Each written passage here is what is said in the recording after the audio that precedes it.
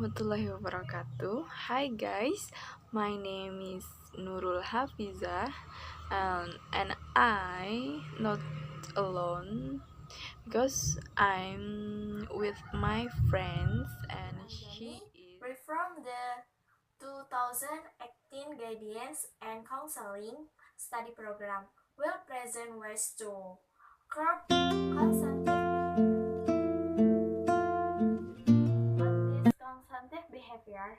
Consumptive behavior is the behavior of individuals intended for consumptive or excessive buying of goods or services, irrational, economically giving rise to webs, praising pleasure rather than need.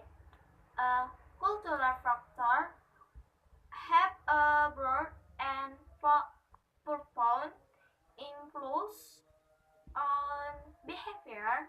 Cultural factor include one culture, social, personal, and psychological.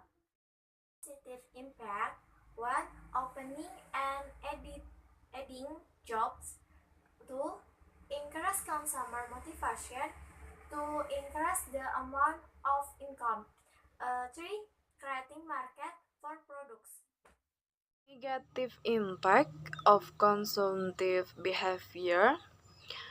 When viewed from the negative side, the consumptive behavior will have an impact. Number one is the pattern of life that is wasteful and will lead to social jealousy because people will buy all the desirous item without thinking about the price of the item, cheap or expensive the item is needed or not, so that for people who cannot afford, they will not be able to follow a pattern of life like that. Number two, reducing the opportunity to save, because people will spend more money than set aside to save. Number three, tend not to think about future needs. People will consume more goods now without thinking of their future needs. Okay. And now we will discuss the solution or ways to reduce customer behavior. One is save money. Although it looks simple, but not everyone can assign money to save, especially those who are consumptive lifestyle. Recognized or not, many have not realized the importance of saving. Just awareness may already exist, but it has not been realized continuously. How can you save if your salary is small? Saving do not have to be in larger quantities. His name also set aside a portion. Then the saving fund can be taken at 5% or 10% of salary. Uh, if this is done continuously, of course, the value of saving will be even greater, so that it can become a safer fund when having sudden needs. And number two is make a budget. Budget is a tool to regulate the flow of funds.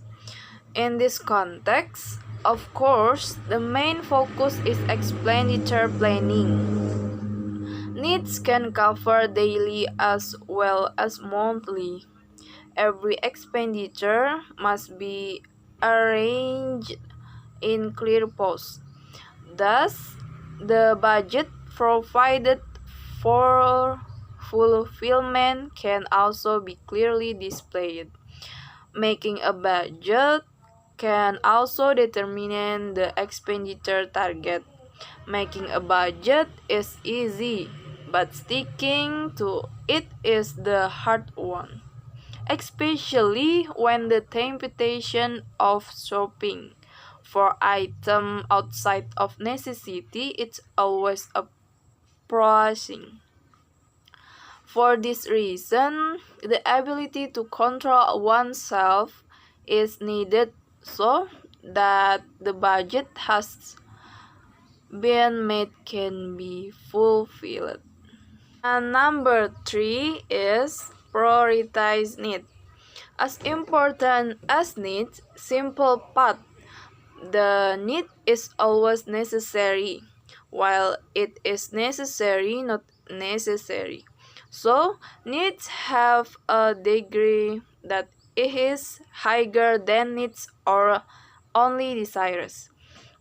Well, to move from a consumptive policy, prioritize need. If the needs have been met, then the request or need can complete the completion of remaining funds. Not the opposite, but meet the need first and put aside the need.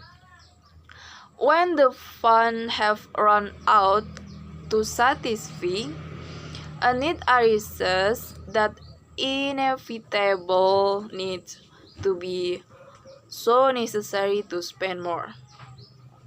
Luckily, if there is a reserve fund, if not, then the solution must be taken by Devi. Of course, this is far from the goal of frugal life. Number 4 is avoid the use of credit card. Shopping using a credit card is actually fine provided you have strong commitment and self-control. For those of you who tend to be talkative, you should avoid shopping with a credit card, and it is wiser to use cash. Thus, you can still control your expenses. Number 5. Reduce travel and wash your eyes to the mall. Scrolling the and washing eyes in a mall or shopping center is fun, but it will be danger. If this become a habit, it will drain your bag for a long time. Why? Washing is in shopping centers has been the potential to cause unexpected and planned shopping intention. When you see an item that is displayed in the store, you may be immediately interested and want to buy it, even though there are no plans to buy it in the shopping list that you have made. Number 6 is starting investing. What is the importance of investing? Investment can be understood as investment in a business or immovable property, with the aim of gaining profit in the future. When you are no longer productive, investment can save the life your old age. Number 7. Pay attention when buying goods. Expensive is not always quality, and cheap is not always cheap. Presumably, this principle needs to be even mandatory when you buy an item. Buying goods based on function will be wiser than brain based only to support prestige. For example, bag.